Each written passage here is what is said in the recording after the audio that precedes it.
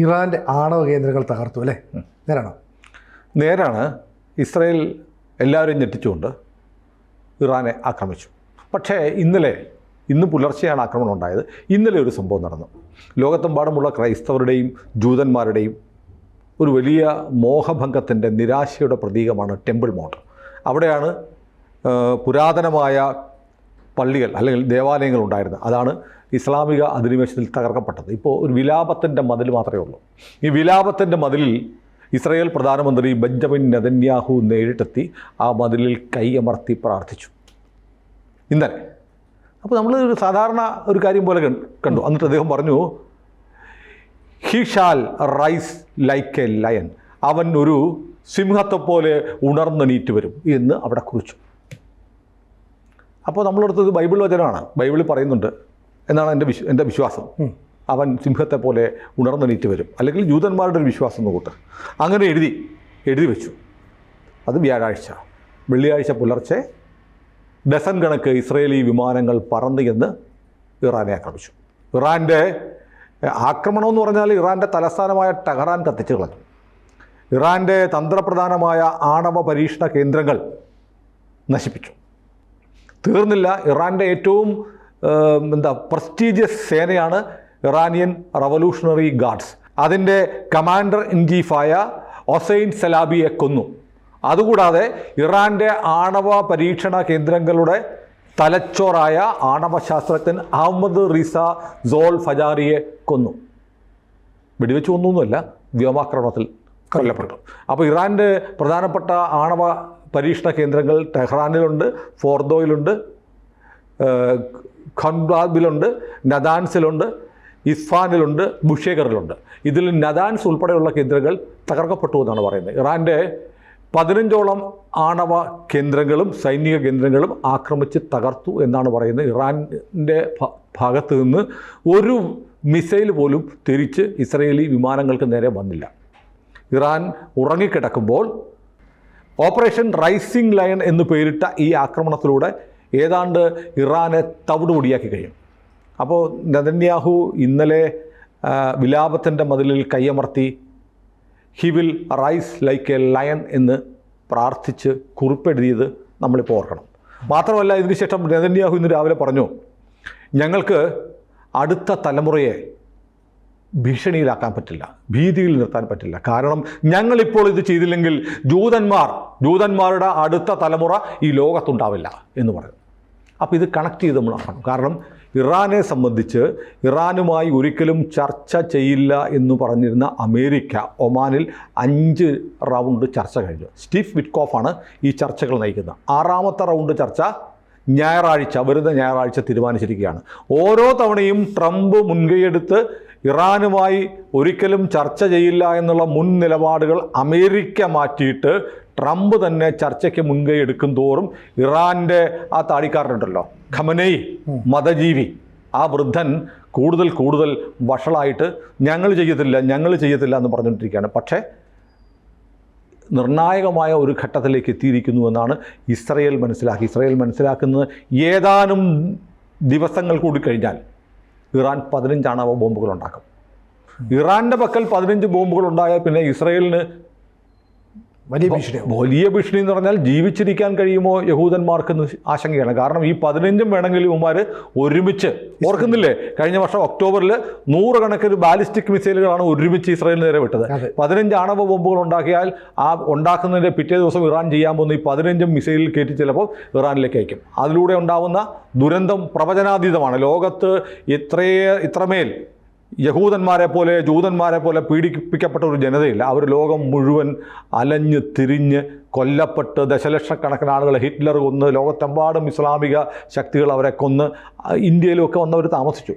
അങ്ങനെ ഒടുവിൽ ലോകത്തിൻ്റെ പല ഭാഗത്തേക്ക് ചിതറിപ്പോയി അവർ ഈ പറഞ്ഞ പോലെ വാഗ്ദത്ത ഭൂമിയിലേക്ക് തിരിച്ചു വരാൻ വേണ്ടി അവർ വന്നത് മരുഭൂമിയിലേക്കാണ്. മരുഭൂമിയിൽ അവർ പണം കൊടുത്ത് വാങ്ങിയ സ്ഥലത്തേക്ക് അവർ മരുഭൂമിയിലെ ഏറ്റവും മോശപ്പെട്ട സ്ഥലം പണം കൊടുത്ത് വാങ്ങി അവർ സ്വന്തം രാജ്യം പണം കൊടുത്ത് മേടിച്ച ജനത ലോകത്താരും ഉണ്ടാവത്തില്ല. അവരുടെ രാജ്യമായിരുന്നു. അവരെ ആട്ടിപ്പായിച്ചിട്ട് പിന്നീട് ഒരു രാജ്യമുണ്ടാകാൻ വേണ്ടിയിട്ട് ലോകത്തെമ്പാടും ചെതറിപ്പോയ ജൂതന്മാരെല്ലാം സ്വന്തം വിയർപ്പിൻ്റെയും രക്തത്തിൻ്റെയും ഫലമായ പണം കൊടുത്തൊരു രാജ്യം വാങ്ങി അവിടെ തിരിച്ചു വന്നപ്പോൾ അവിടെയും പൊറുപ്പിക്കില്ല എന്ന് പറയുകയാണ് ഈ ഇസ്ലാമിക ശക്തികൾ.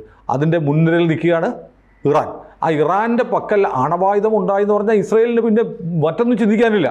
അപ്പോൾ ഇങ്ങനെ ഒരു ആക്രമണം ഉണ്ടാകുമോ എന്നുള്ള സൂചന പണ്ടേ ഉണ്ടായിരുന്നു. പക്ഷേ ഇപ്പോൾ കഴിഞ്ഞ ദിവസങ്ങളിലായിട്ട് നടക്കുന്നത് ഈ സ്റ്റീവ് വിറ്റ്കോഫുമായിട്ടുള്ള ചർച്ച ഞായറാഴ്ച ഒമാനിൽ നടക്കാനിരിക്കുകയാണ്. പക്ഷേ ഇതിനിടയ്ക്ക് 2-3 സംഭവങ്ങൾ നടന്നു. ഒന്ന്, അന്താരാഷ്ട്ര ആണവോർജ ഏജൻസി ഒരു റിപ്പോർട്ട് പുറത്തു വിട്ടിട്ട് പറഞ്ഞു, കഴിഞ്ഞ 20 വർഷത്തിനിടയ്ക്ക് ഈ ഇറാൻ അവർക്ക് ലോകത്തിന് നൽകിയിരുന്ന വിലക്ക് ലംഘിച്ചിരിക്കുന്നു. അവരുടെ പക്കൽ ആയിരക്കണക്കിന് കിലോ യുറേനിയം ഇപ്പോൾ ഉണ്ട്. അത് മിലിറ്ററി ഗ്രേഡിലേക്ക് അവർ അപ്ഗ്രേഡ് ചെയ്ത് കഴിഞ്ഞു എന്ന് പറഞ്ഞു. അത് 60% മുകളിലെത്തി. 60% മുകളിലെത്തി. അങ്ങനെ വരുമ്പോഴത്തേക്ക് അവർ ബോംബിൻ്റെ അടുത്തേക്ക് എത്തി. ഇതിനെയാണ് ന്യൂട്രലൈസ് ചെയ്യാൻ കഴിഞ്ഞ 5 ചർച്ചകളിലായി അമേരിക്ക ആവശ്യപ്പെടുന്നത്. നിങ്ങളത് പിന്മാറണം, നിങ്ങൾ അപ്ഗ്രേഡ് ചെയ്ത യുറേനിയം അന്താരാഷ്ട്ര ആണവോർജ ഏജൻസിക്ക് കൈമാറണം എന്ന് പറഞ്ഞപ്പോൾ ഖമനയി കരുതി, ഇറാൻ കരുതി ട്രംപ് ഇപ്പം വഴങ്ങി, അല്ലെങ്കിൽ ചർച്ചയ്ക്കൊന്നും വരത്തില്ലല്ലോ, അതുകൊണ്ട് ഇനി ട്രംപിനെ നെഗോഷിയേറ്റ് ചെയ്ത് നിർത്താമെന്ന് പറഞ്ഞു. പക്ഷേ ഇതിനകത്തൊരു വല്ലാത്തൊരു നാടകം ഇതിനിടയ്ക്ക് ലോകത്ത് നടന്നു. കാരണം കഴിഞ്ഞ തിങ്കളാഴ്ച ട്രംപും നെതന്യാഹുവും തമ്മിൽ ടെലഫോണിൽ സംസാരിച്ചെന്നും ഇവർ തമ്മിൽ അങ്ങോട്ട് വാക്കുകൾ കൊണ്ട് ഏറ്റുമുട്ടിയെന്നൊരു വാർത്ത വന്നിരുന്നു. ട്രംപ് നെതന്യാഹുവിനോട് പറഞ്ഞു, ഒരു കാരണം നിങ്ങൾ ഗാസയിലെ യുദ്ധം നിർത്തണം, ഇറാനെ ആക്രമിക്കുന്നതിനെക്കുറിച്ച് ആലോചിക്കുക പോലും ചെയ്യരുതെന്ന് പറഞ്ഞു. നെതന്യാഹു ക്ഷുഭിതനായി എന്നൊക്കെയുള്ള വാർത്ത നമ്മൾ വിചാരിച്ചു അമേരിക്ക എന്തിനാ ഇറാനെ സപ്പോർട്ട് ചെയ്യും. അതെ, അങ്ങനെ വ്യാപകമായി വാർത്ത പ്രചരിക്കപ്പെട്ടു. ഇപ്പം മനസ്സിലാക്കുന്നത് ഇതൊക്കെ ഒരു നാടകമായിരുന്നു. കാരണം ഇറാനെ ഉടനെ എങ്ങും ഇസ്രയേൽ ആക്രമിക്കത്തില്ല, ആക്രമിക്കാൻ ഈ ചർച്ചകൾക്ക് മുൻകൈ എടുക്കുന്ന അമേരിക്ക സമ്മതിക്കത്തില്ല എന്നൊരു എന്നൊരു ധാരണ പൊതുവിൽ ഉണ്ടാക്കിയെടുക്കുകയാണ്. അപ്പോൾ ഇറാന് സന്തോഷമായി, കാരണം ചർച്ച നടക്കുകയല്ലേ, ഇനി ഒന്നും ചെയ്യാൻ പോണില്ല. മാത്രമല്ല ഇസ്രയേലിനെതിരെ പരസ്യമായി ട്രംപ് നിലപാടെടുക്കുന്നു, നെതന്യാഹുവിനെ വാൺ ചെയ്തു എന്നും പറഞ്ഞിട്ടാണ് ഇസ്രായേൽ ടൈംസ് ഉൾപ്പെടെയുള്ള മാധ്യമങ്ങളിൽ വാർത്ത വന്നത്. തൊട്ടുപോകരുത് ഇറാനെ, ചർച്ചയുടെ റിസൾട്ട് അറിയട്ടെ എന്ന് പറഞ്ഞ് നീട്ടിക്കൊണ്ടിരിക്കുകയും ചർച്ച വീണ്ടും 6ാം റൗണ്ട് ചർച്ച ഞായറാഴ്ച ഒമാനിൽ സെറ്റ് ചെയ്തിരിക്കുകയാണ്. പക്ഷേ ഇതിനിടയ്ക്ക് ഇന്നലെ ഒരു സംഭവം ഉണ്ടായി. ഇന്നലെ ഇറാഖിലുള്ള ഡിപ്ലോമാറ്റ്സിലൂടെയൊക്കെ തിരിച്ചു പോരാൻ അമേരിക്ക ആവശ്യപ്പെട്ടു. രണ്ടാമത്തെ കാര്യം പറഞ്ഞു, അവിടെയുള്ള മിലിറ്ററി ഉദ്യോഗസ്ഥരുടെ കുടുംബങ്ങളൊക്കെ ഇറാഖ് മേഖലയിൽ മാത്രമല്ല മിഡിൽ ഈസ്റ്റിലുള്ള അമേരിക്കൻ സേനയുമായി ബന്ധപ്പെട്ട സേനയിലെ സൈനികരുടെ കുടുംബാംഗങ്ങൾ ഉണ്ടെങ്കിൽ അവരും തിരിച്ചു വരാൻ പറഞ്ഞു.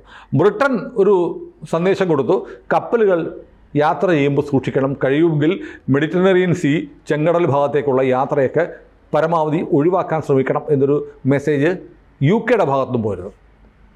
അപ്പോഴും ഞായറാഴ്ച ചർച്ച നടക്കാനിരിക്കുന്നതുകൊണ്ട് ഒരാക്രമണം ഉണ്ടാകുമെന്ന് ആരും കരുതിയില്ല.